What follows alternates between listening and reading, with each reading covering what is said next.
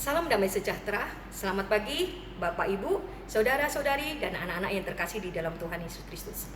Kita bersyukur pada pagi hari ini kita akan merenungkan sebagian dari firman Tuhan. Dan di dalam nama Tuhan Yesus Kristus, firman Tuhan pada pagi hari ini kita ambil di dalam kitab 1 Samuel pasal yang ke-30, ayat yang pertama sampai dengan ayat yang ke-8. 1 Samuel pasal 30, ayat pertama sampai dengan ayat yang ke-8. Dalam peristiwa ini dikatakan, Daud dan orang-orangnya mereka pergi ke Siklag.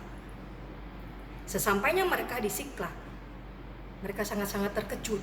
Suatu keadaan di mana mereka melihat kota Siklag telah terbakar habis dan anak-anak mereka serta istri mereka ditawan oleh musuh.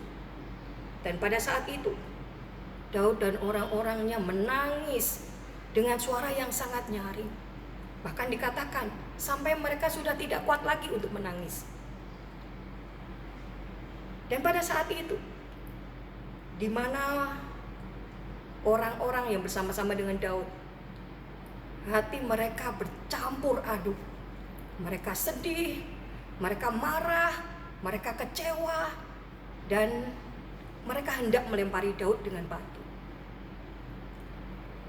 Tetapi suatu hal yang luar biasa yang dilakukan oleh Daud, di dalam ayat yang ke-6 dikatakan, bagian bawah, Daud menguatkan iman kepercayaannya kepada Tuhan Allahnya. Kenapa Daud melakukan hal itu? Karena Daud tahu kasih dan kuasa Tuhan begitu luar biasa. Maka dia berdoa kepada Tuhan. Dan suatu hal yang sangat luar biasa, Tuhan menyertai Daud. Dan Daud mendapatkan kemenangan. Dalam hal ini kita bisa belajar dua hal. Hal yang pertama,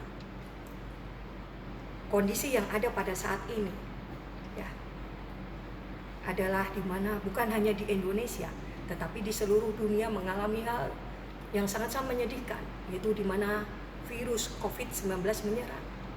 Semua orang dalam keadaan sedih. Ada juga bahkan sebagian besar mereka sangat panik, takut, khawatir ya akan virus ini. Tapi apa yang harus kita lakukan? Hal yang pertama, mari kita menguatkan iman kepercayaan kita kepada Tuhan. Karena hanya Dia yang sanggup menolong kita. Dia adalah Allah yang kuasa dan Allah yang peduli kepada kita. Kita perlu berdoa untuk para medis, pemerintah, di mana mereka berjuang untuk keselamatan bangsa ini. Dan juga kita perlu berdoa untuk diri kita. Mohon kekuatan iman dan Tuhan memberikan kesehatan.